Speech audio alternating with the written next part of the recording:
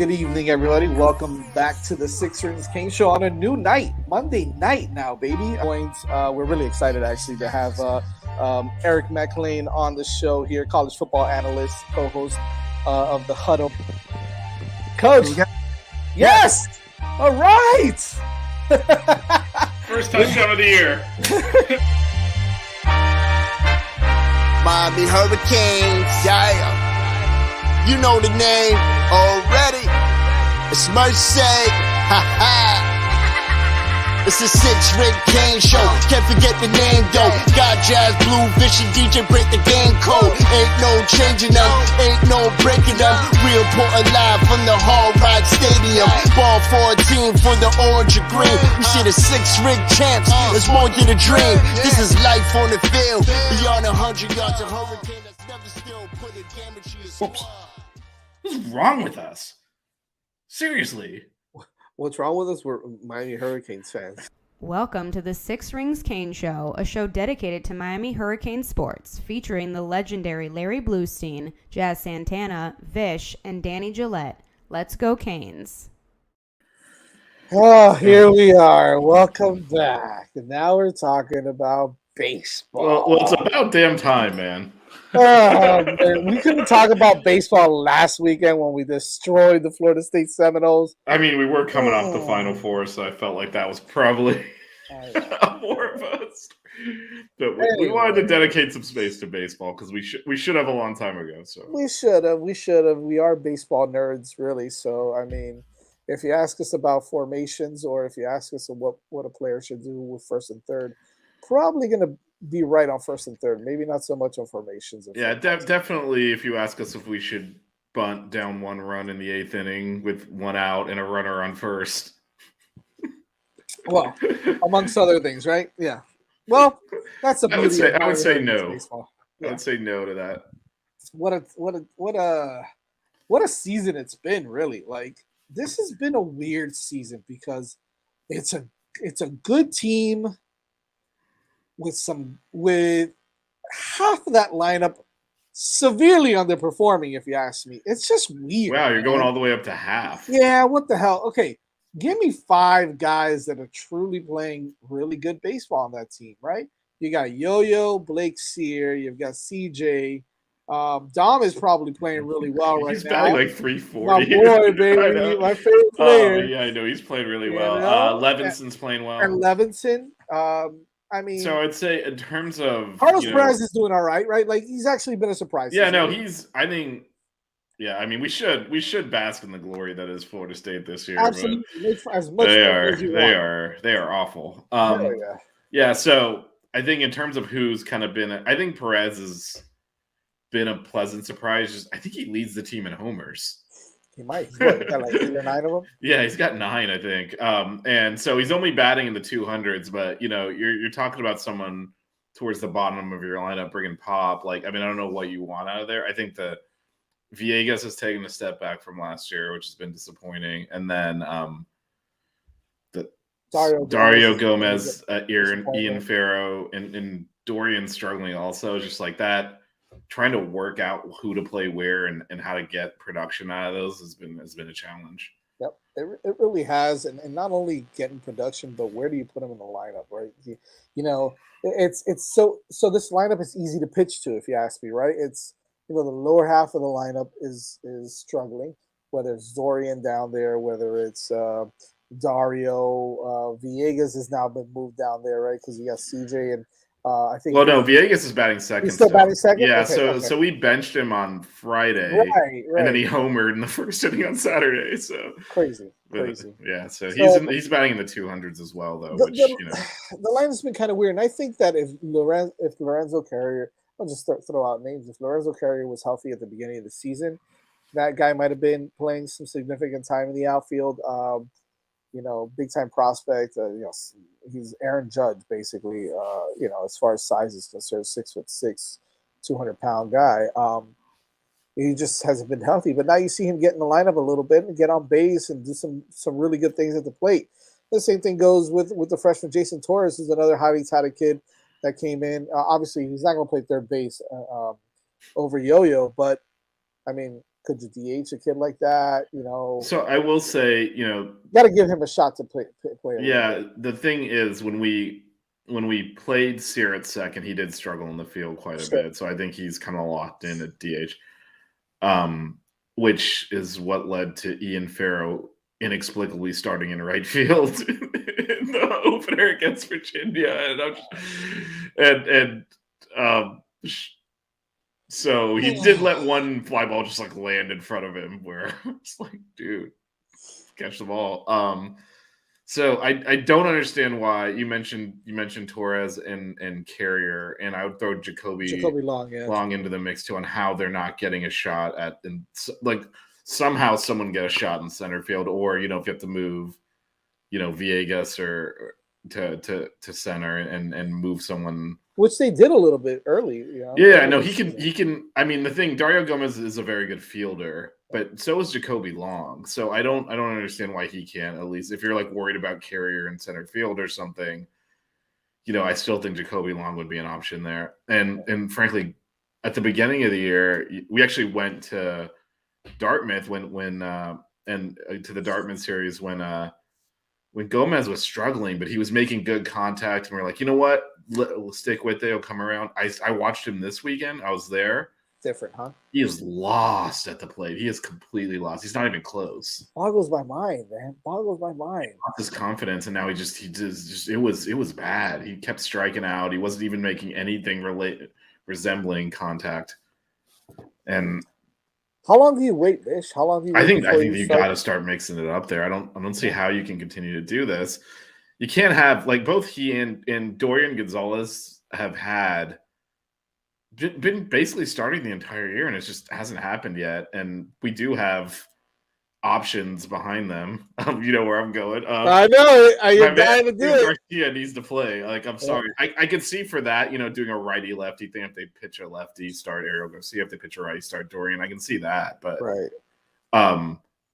I honestly, I don't get it, because what we did on Saturday's game, which by the way cost us the game, is it was 5-5 with the bases loaded, no outs, and Dorian's spot came up. We pinch hit with Farrow, who struck out on 3 pitches and was an atrocious at bat. We ended up not scoring, and then they scored the winning run in the bottom half inning, 6-5, and we pinch hit with Ian Farrow. He struck out. He obviously can't play in the field. So then we defensive subbed Ariel Garcia. And I'm just like, I like his bat. Like, I don't understand why you wouldn't have just pinch hit with him and let him bat. Like, am I misevaluating his talent? Every time he gets to, like, I feel like here's the thing, right? Like, I feel like he's a plus hitter. Like, he's no worse than Dorian Gonzalez, that's for sure. He's a better hitter than him right now. It's not to say he's going to hit 400 for you or 450, but I mean, he's got some pop. He's right-handed bat, and he plays the field well too. He doesn't play the field. I mean, he did boot a ball when at second base. Yeah. I mean, But again, it was whatever. It was a ball. I don't care. It was a ball. By the way, our fielding the entire weekend was an absolute joke. Yeah, I don't really care about that. That's a whole other thing. But I think you definitely have to give Ariel Garcia a shot at second base. You got to give other guys a shot, man. Especially now down the at the stretch. This is the stretch. I guess this is the final stretch of the season, right? The final. Yeah, there's a month left. Yeah, you got to get together, figuring it out. Yeah, you have to, especially if you want to make a run in the playoffs. In the postseason. I mean, and not only that, man, you got to figure it out on the mound also. What the hell happened with Carson Ligon this I mean, I've seen nothing. Have you seen anything? I will say, let me ask you an overall question about that, because earlier they sat Walters for a couple of series, right, and then brought him back. So that's because his arm was tired. Do you think there's some conservation going on here? Because last year we hit a wall in the postseason. Well, I mean, here's what I will say. I trust JD Arteaga. I think Arteaga is a hell of a pitching coach. I like the way that he's been able to get. Sometimes he gets the best out of some guys that you're like, what the hell? Yeah. And he does it right. And so, if that's the case, and they may not say anything later on, they may say something. Who knows? But if that's the case, I get it and I understand, because to be honest with you, Carson Ligon was probably the first one that I think about last season. that did start to get a little tired, right? And he started to struggle a little bit later on in the season. So yeah, maybe it is that is what they're doing with him. I mean, that's the best case scenario. The worst case is he's injured and we're in deep trouble then. Yeah, because Yeah. we already, like you said, even with him, the starting pitching has not been good, and overall, just we aren't using. I do worry a little bit on the overall. Just we haven't used a lot of pitchers this year. Like, are we going to run them all into the ground? I mean, on the Sunday game, we're down 6-3, and he goes to Walters in the 6th. And Walters pitched two and a third innings. I think allowed one base runner on a walk, and that was it. Like, and mowed him down. I'm like, I will say, like, watching Walters pitch in person, I'm like, this is I gotta enjoy this. This guy is amazing. But also, like, what are we doing? You're down 3 runs, and but I think because we kind of ran out of pitchers that he would even trust to put in the game. Because this is after he went to Gallo, who actually did pitch a scoreless inning. I heard he actually pitched well. Yeah, he pitched well, but it had gone through Torres, then Chestnut, then Cinta, then Gallo. How did Torres do? Because it looked like he started strong. Oh yeah, no, I think this is what happened, right? So he pitched in the midweek. He actually came in on Saturday and pitched and got us out of like a bases loaded 1-out jam. Then he starts on Sunday, 3 shutout innings, actually had a no-hitter going. He was always only going to go 3 innings. Like, there's no way his arm was going to go beyond that. And they put, because our pitching rotation, our bullpen is so shallow, they try. I get why they did it. They're like, let's see if we can get another inning out of him. Even though there's no way, because Gino's been doing this in the midweek too. Right. He gets 3 innings and then he goes to someone else. Let me ask you something. This totally has nothing to do with baseball. Sure. Did USC just hire Cliff Kingsbury as their next quarterback coach? Is this real? Is this real, what I'm reading here? I thought he was like off in Thailand somewhere. Well, he was, but what the hell? As their next QB coach? This is nuts. This is crazy if true. Sorry. Wait, no, hold on. This is okay. No, he's doing one of those analyst things where you still get your severance. He's hanging around the program. Okay, so he's going to be like a same thing like that. So why did they say here, like, this is a respectable? Bruce Feldman said senior offensive analyst, and the other one I saw said work with the quarterbacks. Didn't say quarterbacks coach. Okay. Well, whatever. Anyway. So sorry about that. Sorry, that's kind of fine. big news, it's fine. Yeah. So Torres 3 no-hit innings. I think only allowed 1 base runner on a walk. Right. They put him out there for the 4th. Shouldn't have. Single home run. Then they pulled him. Right. But and then Cinta struggled a little bit. Chestnut struggled. They gave up the rest of the runs, and then Gallo did a shutout inning, and then Walters, of course, mowed them down for. But I don't know if that's a good use of his arm at that point. That game was lost. Right. But we just I mean, because Lecarica has kind of hit a wall and everyone started hitting homers often, so we're not really using him anymore. Right. We did use Rafe a little bit on Saturday on a lefty matchup, but he seems to be like very situational. I'm just worried overall about the number of arms because we start talking about Torres and Chestnut out of the bullpen. They're also our 4th starter. Yep. It's just and they've only used that Walsh kid once or twice this year. Yeah, I feel like, I mean, honestly, like I know I was the one complaining about this. They just got to keep. They got to hope that that guy will turn a corner and get something out of him because like I don't see how you get through anything like this. We literally used Torres, started 2 of the 4 games last week and pitched out of the bullpen in another one. It's crazy. Like, you can't do this. Well, that's why, and like you said, a great point. If Giles turned the corner, that's good because he's a talented. We just pitcher. need more arms that we can get out there that eat some innings. Or, yeah, no, he is. I don't know what happened with him. I will say, I mentioned this earlier. Our fielding was so bad. Peepo pitched well, and they were just booting balls. And by the way, that home scorekeeper likes to give Virginia a hit for all of our errors because. There was one play where it was a grounder to Rosario. It was hit fairly sharply, but to Yo-Yo. Hit fairly sharply, but like right at him. He boots it. And he deflected it enough where it like basically rolled into the outfield, but shallow. So the outfield has to run all the way up to get it. The guy ends up on second. They gave him a double. I'm just like, So if you You look gotta at love the like home like field, if you look at the error numbers on especially on Saturday, it in no way reflects the defense behind It was pretty bad. behind Rosario, because we booted a ball on a double play and barely got out at second when he should have gotten out of one of the innings where he allowed some runs. And then the next guy also grounded into what should have been a double play, but we didn't turn it. And they got a run there. And I think he's pitching better the last few weeks. So I think, again, he should be the third starter. Right. As a Sunday starter, I think he's okay. So when we get Ligon back at the front, I don't know what happens to Zeal when he has to start game one, but it's just terrible. It's just terrible. He also, though, the fielding on that game also was terrible too. Look, being a pitcher, if you don't get any help behind you, man, that messes with your psyche. It messes you up. I mean, so you try to be too, perfect on pitches. You try to do too much on the mound where because you've lost, you kind of like your trust, right? And behind you. So what happens is now you're gonna leave one over the plate. The guy's gonna hit it 450 feet, and that's exactly. Or you're gonna start walking guys. You're gonna miss on your pitches here and there, and it's just gonna screw everything. And that's exactly what happened to Zeal early in that game. I mean, he was not as sharp as he has been on Saturdays, but he gave up a solo home run and was kind of pitching around it. And like he was battling out there. It was not his best stuff. So he gets a ground ball, which, again, I don't understand why we were so slow in the infield this week. Just fielded a normal grounder, threw it to first. It looked like he was out.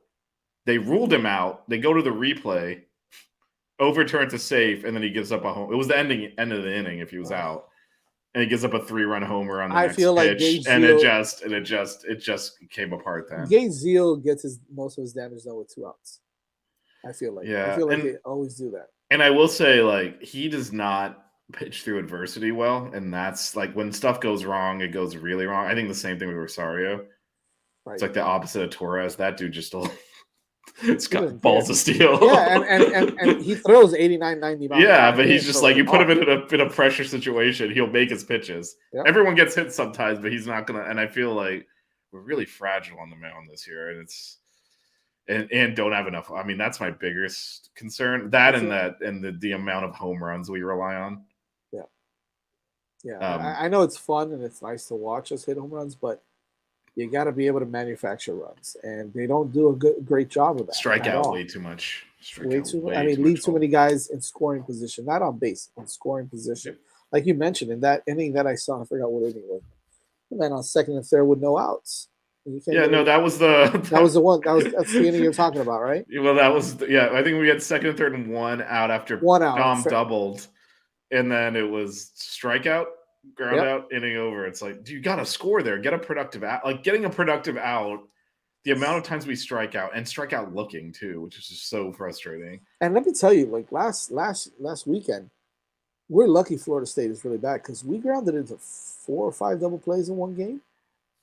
We just happen to be able to, get over. They're terrible, so they're just really bad. But, that's the kind of stuff where you got a man on second and third. There's no way in hell that you can't at least bring one of those.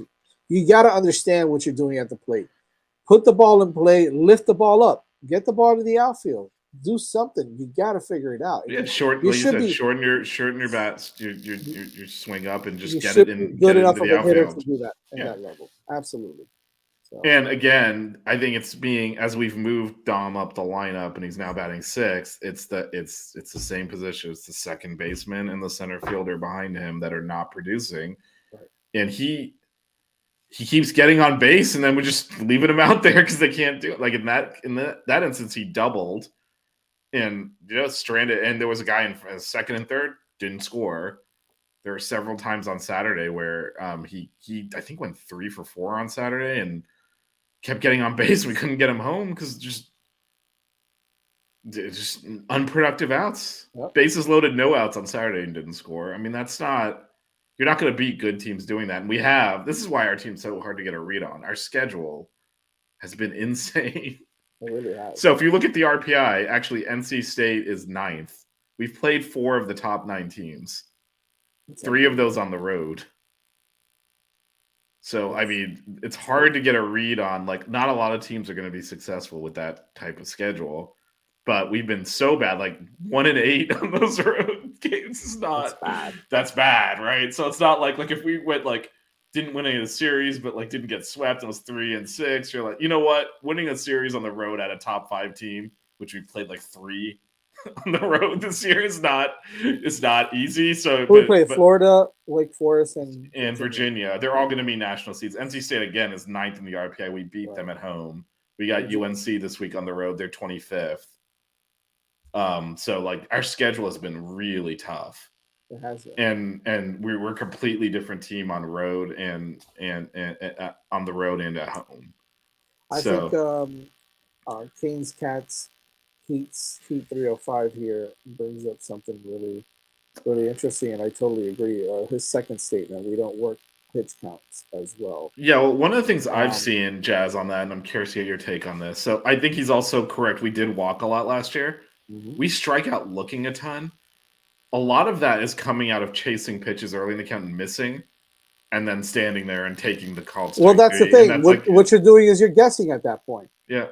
You're guessing at that point. You're swinging at bad pitches, and now you have no idea what the hell you're doing up there, and you're guessing, and so you're going to get caught with your pants down all the time. It's going to happen all the time, especially when you're as undisciplined as they are at the plate. And this guy, King's Cat, whatever, hit it on the head. If you don't work the count well, if you don't have an idea as to what you're doing at the plate, know what you're doing first of all, right? Like know what your strong suits are and what.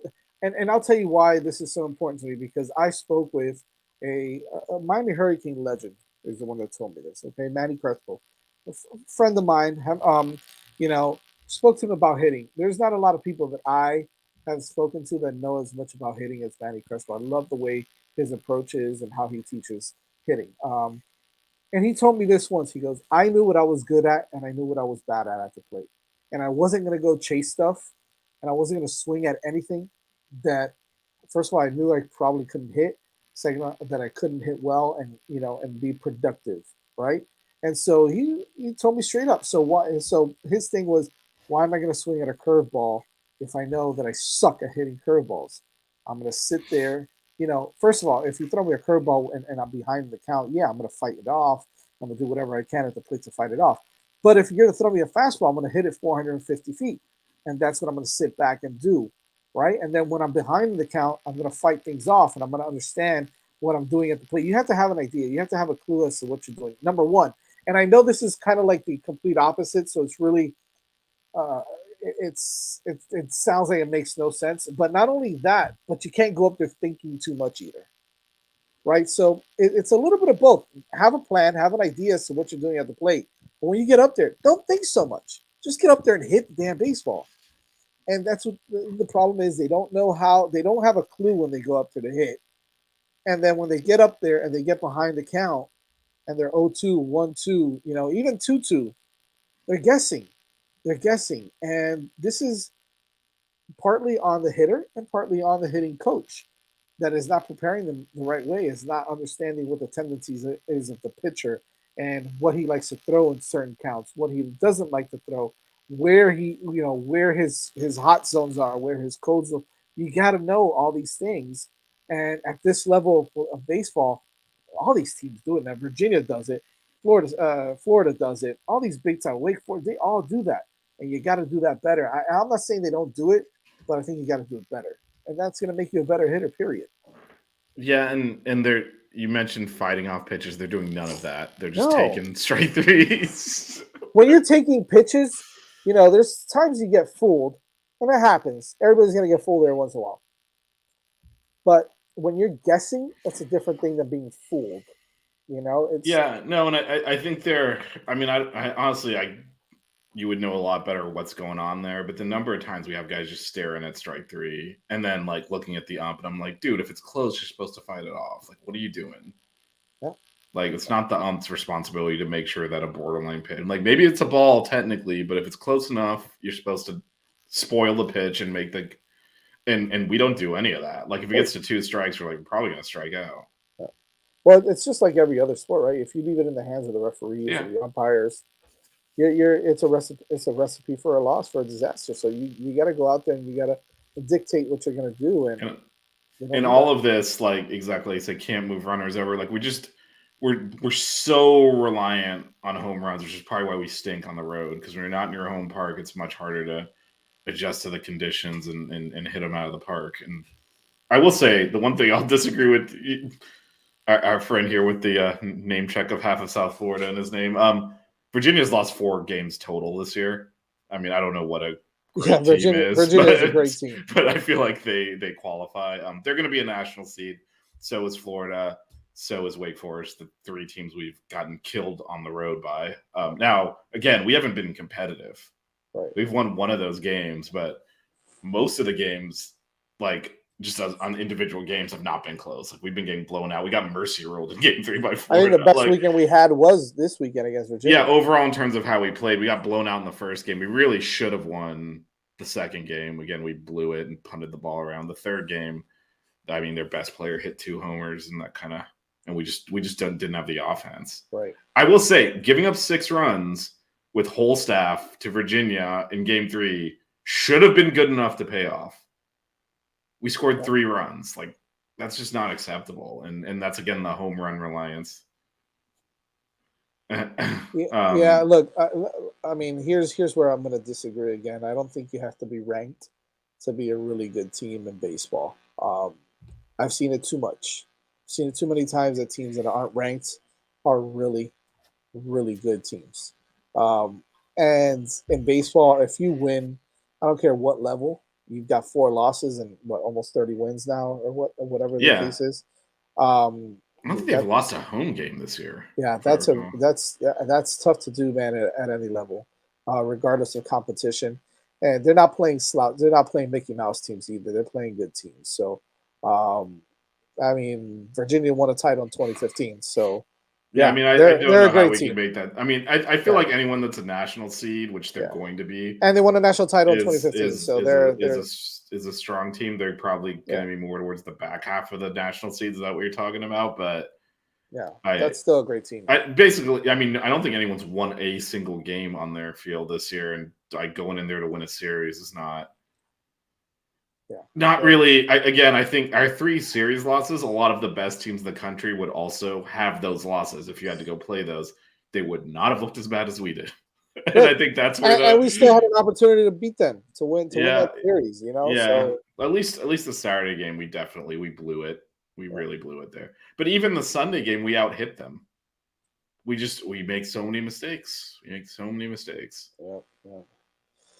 See, I don't want to speculate. I don't know if we don't know what's going on there. Again, we have rested pitchers, so we might. But if you had to choose, it's got to be Torres. It's got to be Torres, right? Yeah, Chestnut's. I thought he was going to be better than he was. Yeah, he struggled a little bit. I mean, it's got to be Torres. But we also look. I am assuming Ligon's coming back, and this was kind of like a one-off thing. If it's going to be Torres, you cannot use him out of the bullpen on Saturday and start him on Sunday. I was like so out of my freaking mind. Like, what are we doing here? That was crazy. I cannot believe we pitched him twice. It may be Kane's Cats. It may be load management. I guess. Yeah, we've done some load management. We did that with Walters earlier this year, and he sat him for a couple of series. Yeah, so we'll see. We'll see. We might hear something soon, so not sure. Man. Well, I mean, they announced. So again, they before the series even started, they announced that it was going to be Zeal on Friday, Rosario on Saturday, and TBD on Sunday. So they had decided not to pitch Ligon this weekend earlier in the week.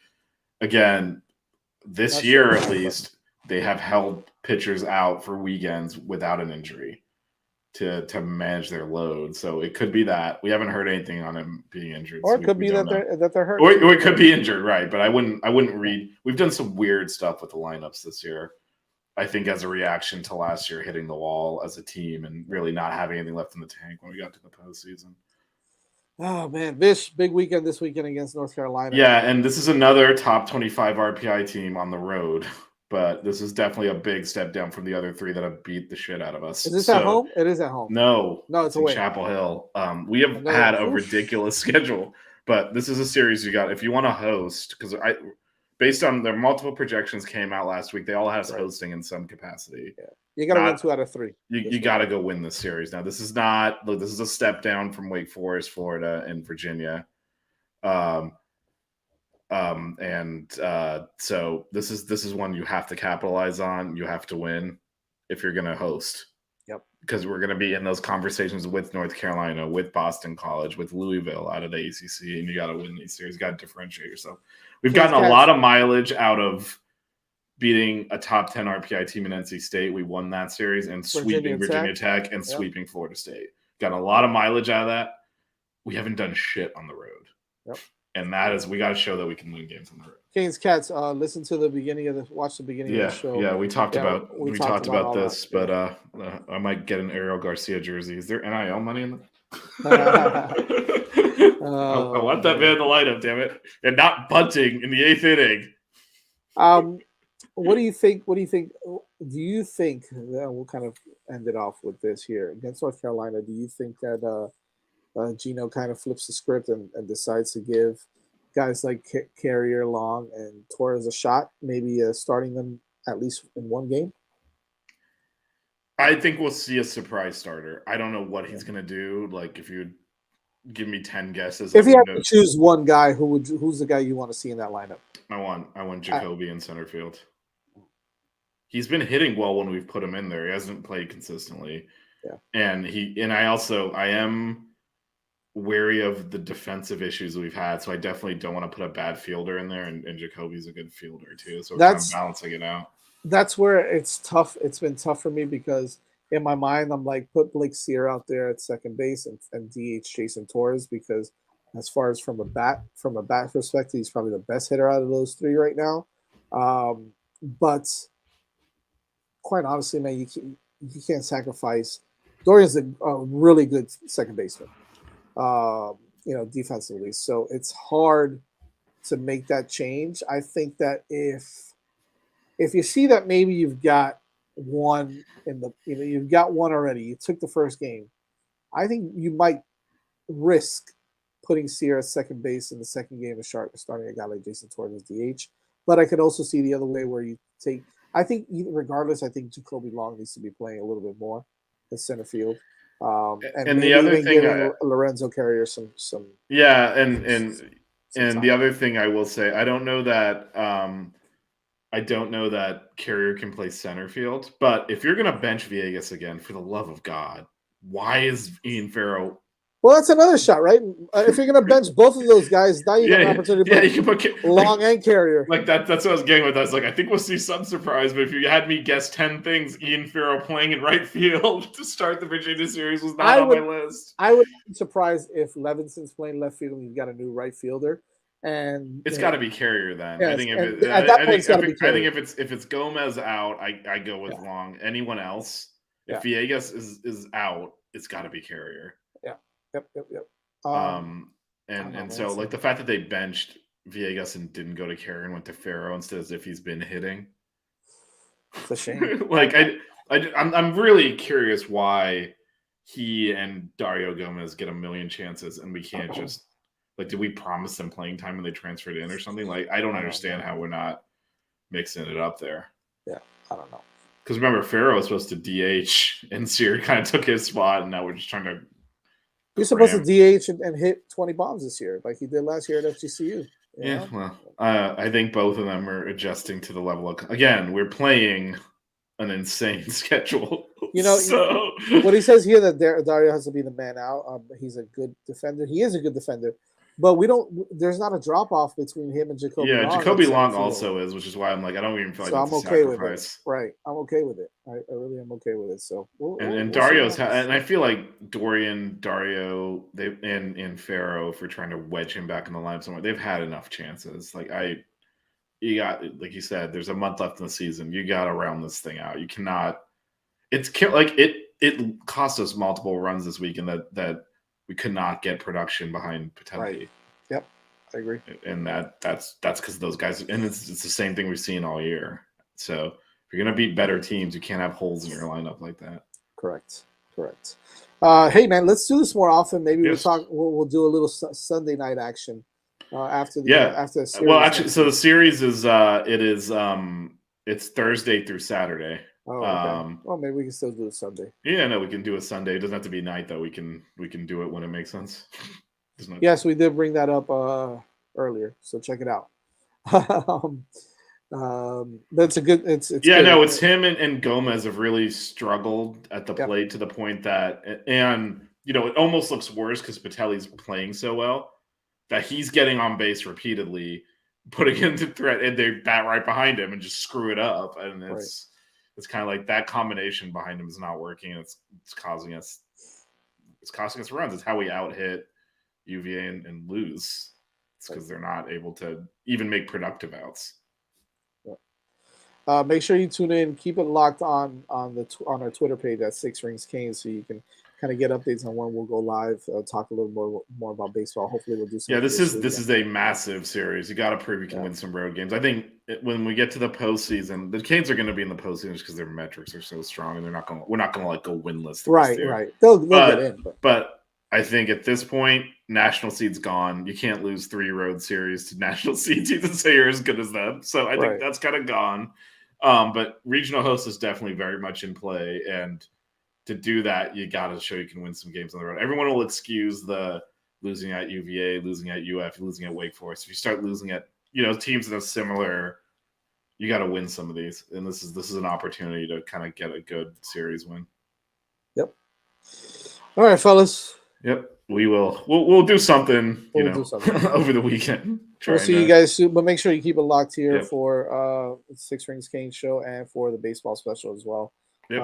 And follow us on Twitter, VRP 2003 at Jazz Santana, but also our Six Rings show. Scrolling across the bottom. At Six Rings Canes, right there underneath. Subscribe, like the channel. We'll see you guys next weekend. Yep. See you. Actually, this weekend. See you later. Whatever. Still a lot of stuff going on. Spring game. There's a lot. Yeah. Follow us on Twitter. Yeah. You'll get it all. The Six Ring Cane Show. Yeah. The Six Ring Cane Show.